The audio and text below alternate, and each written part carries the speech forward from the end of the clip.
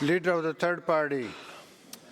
Honourable Speaker, citizens should not be responsible for making sure regulators are following the rules. But that's what Indigenous and non-Indigenous groups were doing in court last week, arguing that the BC Energy Regulator broke its own rules to greenlight construction of the Prince Rupert Gas Transmission pipeline. The PRGT pipeline goes through some of the most critical salmon habitat in our province. Impacts to salmon, ecosystem health, and communities were supposed to be assessed in a cumulative effects assessment. Yet, the BC Energy Regulator bypassed this legally required assessment of PRGT and allowed the rushed start of construction on a section of the pipeline. My question is for the Minister of Energy. Will he ensure the BC Energy Regulator follows its own rules and conducts a cumulative effects assessment of the PRGT project? Minister of Energy. Thank you very much, Honourable Speaker.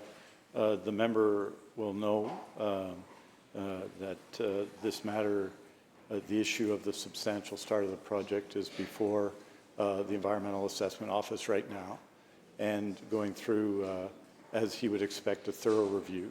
The BC Energy Regulator does an excellent job in regulating based on the very thorough laws in British Columbia energy projects, and will continue to do so.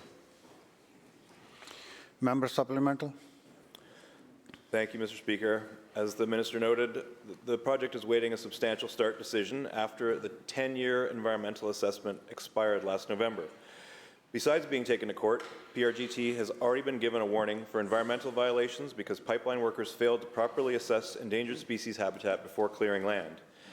It's clear this project is being rushed through, putting communities, water, endangered species, and ecosystems at risk.